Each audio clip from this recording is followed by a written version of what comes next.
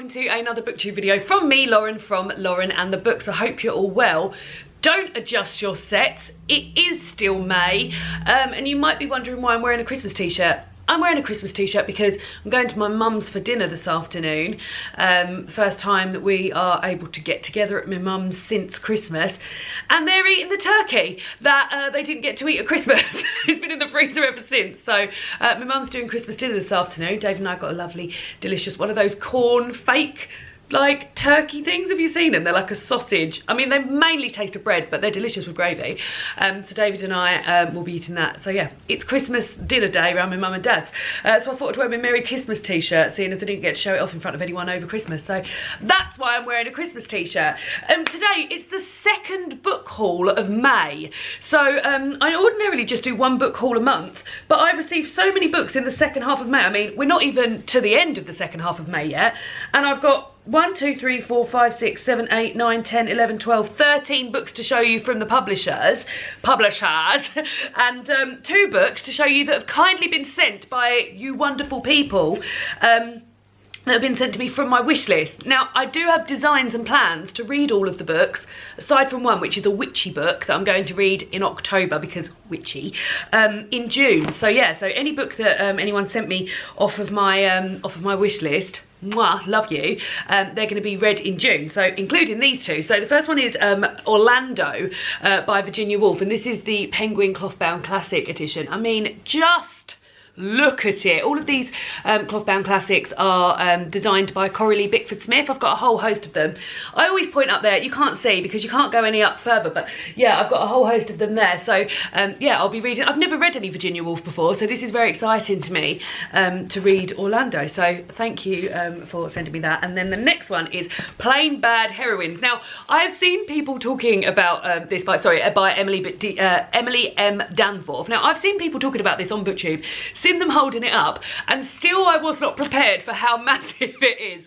So I am so excited to read this. This is a book. Oh, so it's set at a girls' school, and the girls' school itself is infamous for a tragic event that happened hundreds of years ago, and so in the early, I'll read you the blurb because I haven't read it yet, I won't do the justice of it. In the early 1900s, 1900, God, can't get my words out.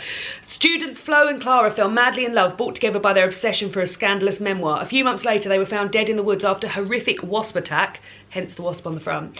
The book lied next to their intertwined bodies. 3 more grisly deaths followed before the school was forced to close. Now the school's doors are open once more, but as the crew of glamorous young actresses assemble to start filming, past and present begin to blur, and soon it's impossible to tell where the curse ends and Hollywood begins. Doesn't that just sound amazing? And also, like, I very rarely read massively long books, so I'm so excited. And this is 617 pages long, so I can't wait to immerse myself. So yeah, me saying I'm going to read all of my wishlist books in June, that includes a 617 page long book, so very excited to read that. So those 2 off my wish list, and then these rest of books have been sent to me by the publisher. So let's start with a really exciting one, which is the next Sally Rooney book, Beautiful World, Where Are You? Now, I got sent, there's been a lot of hype around this, and on the day that I got sent this, I felt so excited. This is out in September. When I got sent it, Nariksha said, enjoy this proof, no spoilers, please. Am I allowed to say the blurb? I mean, I'm sure I'm allowed to say the blurb. I hope I'm allowed to say the blurb. She says reading the blurb. It's about Alice and Felix. Alex is a novelist. Felix works in a warehouse and Alex asks Felix if he'd like to travel to Rome with her. In Dublin, her best friend Eileen is getting over a breakup and slips back into flirting with Simon, a man she has known since childhood. Alex, Felix, Eileen and Simon are still young, but life is catching up with them. They desire each other, they delude each other, they get together, they break apart, they worry about sex and friendship and the world they live in. Are they standing in the last lighted room before the darkness, bearing witness to something beautiful? Will they find a way to believe in a beautiful world? So yeah, this sounds much more like Conversations with Friends than it does Normal People. and out of the two books, I loved Normal People, and I liked Conversations with Friends. So yeah, I'm looking forward to reading that, as is everybody, I'm sure. So yeah, oh, lovely. Next up are 3 books that were sent to me as a little bookish bundle from Verso Books. So I was so excited to read to receive these, particularly this one, which I've seen read by quite a few people. This is so. Also, Verso Books, before I even show you what they're about, they're so nicely published. They love a French flap, does Verso Books, and I love a French flap, and they love a deliciously beautiful end paper. So yeah, they've sent me 3 books. The first one is Feminism for the 99%, a manifesto by Cinzia Arruza, Tithi Bhattacharya and Nancy Fraser, and this is a manifesto for the 99%, and it talks about sort of intersectional feminism and feminism that involves that should be involving everybody. So yeah, I'm really looking forward to getting to that. And then I've got 2 sets of short stories. This one is called Kitchen Curse by Eka Kernewan, and this was nominated for the Man Booker International, and this brings his short stories into English for the first time. Oh, translated. This is so Kernewan's freewheeling imagination explores the turbulent dreams of an ex-prostitute, the hapless life of a perpetual student, victims of an anti-communist genocide, the travails of an elephant, even the vengeful fantasies of stone, dark, sexual, scatological, violent. I've never heard the word scatological, and I liked saying it. Violent and mordantly funny, these fractured fables span city and country, animal and human, myth and politics. Wow, they sound powerful. And then I've got Terminal Boredom by Izumi Suzuki, and this is 7 punky and pitch black stories offer English language readers an overdue introduction to Izumi Suzuki, a cult figure in Japanese literature. The fissures in a queer matriarchal utopia are exposed when a boy, a creature usually contained in ghettoized isolation, appears beneath young Yuko's window. An extreme government initiative curbing overpopulation prompts a woman to reevaluate her friendships. God, these all sound amazing.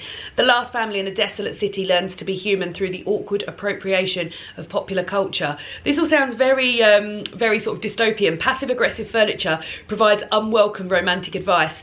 Tense interplanetary politics distort Emma's love life. Jane's ex-girlfriend reappears, radically altered and insistent on a catch-up. Tokyo's teenagers, disaffected and numb from excessive screen time, find distraction in violence. Bloody hell. So yeah, 2 amazing sounding short story collections with a French flap, as I said. So yeah, thank you for Verso Books. Thank you. Then I've got 3 books from an author who I haven't read before, but I've always heard wonderful things, and I think if I'd have read this author when I was younger, I would have been really into it. So I will get to these at some point, and I feel excited by them. These are all books by Holly Smale. So the publisher kindly got in touch with me because they knew that I was reading lots of Little Women. I was reading Little Women and Little Women themed books. And although these aren't adaptations of Little Women, there's strong sort of sisterhood vibes and female friendship and things like that in this series. So yeah, this sounds so exciting and they just look so fun. So this is the Valentine series, and then I'll have to see what order they go in reading order. So it's Happy Girl Lucky first, then it's, let's have a look.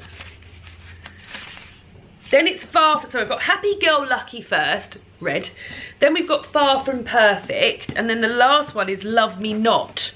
And yeah, the tagline is the Valentine's fame, it runs in the family. So yeah, let's read the first one.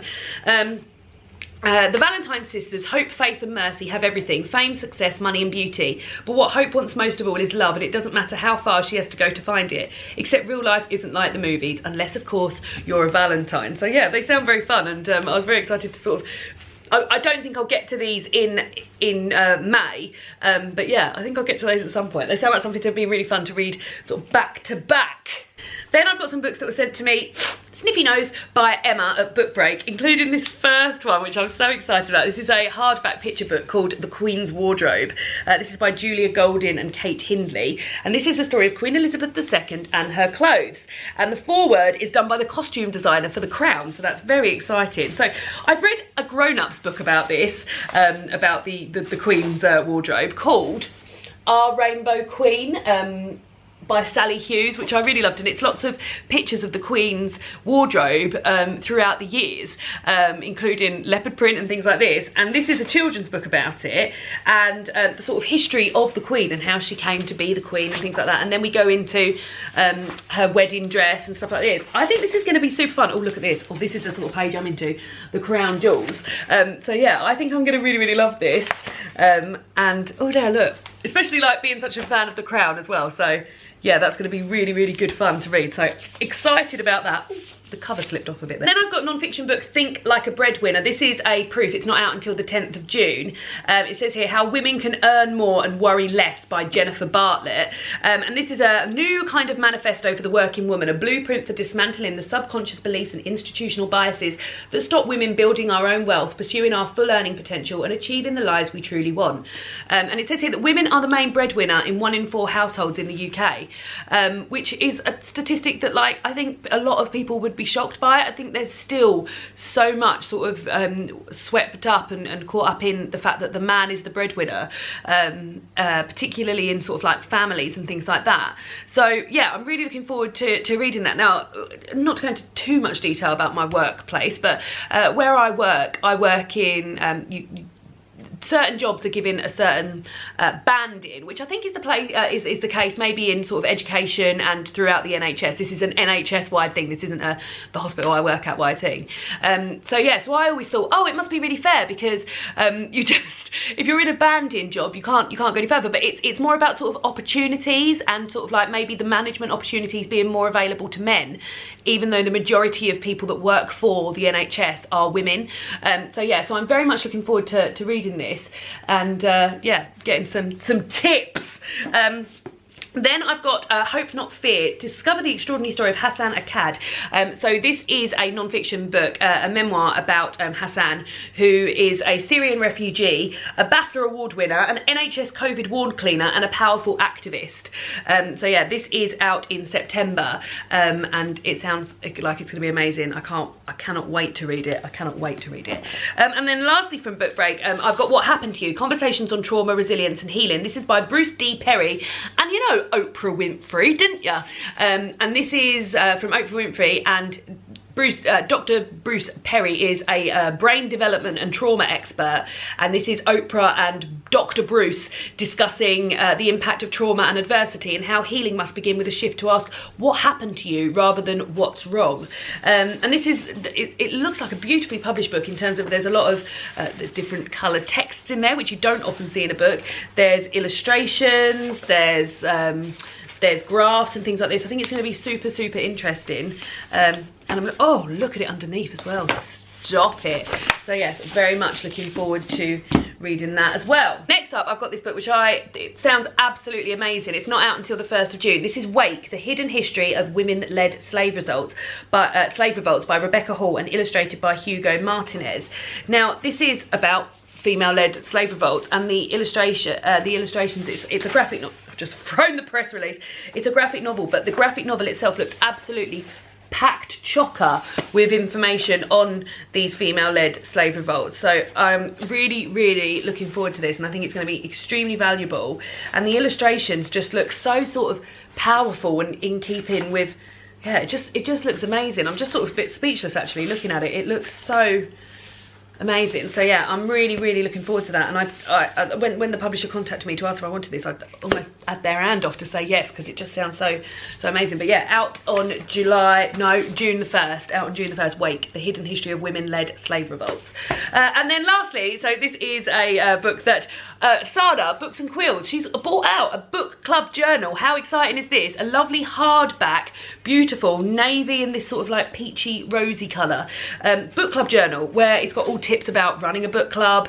It's a journal where you can keep a note of the books that you've read, and it gives you sort of thoughts so you can delve deep into them. So for example, your first impressions, thoughts after the book, themes, characters, notes and questions, pages to remember. So if you log your reading like I do, at the moment I log it in a notebook, but this is like the perfect reading journal. I was looking about all the, and she's really had a good think about this, and she's also like she's put together sort of potential books that you could read at a book club and put them into different reading lists. So revisiting childhood favourites, in there is some of my favourites: Anne of Green Gables, Matilda, I Capture the Castle, and Northern Lights. Diving into history, classics to rediscover, books to screen. Like, she's really made some amazingly curated reading lists in here, and I think I always have such a lovely time when I'm logging my reading, and I love to go back and see what I felt, particularly when I'm wrapping books up. It's so much easier to have a book journal. But yeah, I think if you're part of a book club, this is going to really help you. So amazing, and so excited. So thank you, Sana, for sending me that. Those are the books that I received from publishers in the second half of the month. An amazing selection. So excited about so many of them, and they're going to be going straight on to my June TBR. Let me know if you have read any of these books. Let me know what books you've got your hands on in May, and I will see you all again soon for another booktube video. Goodbye! Merry Christmas!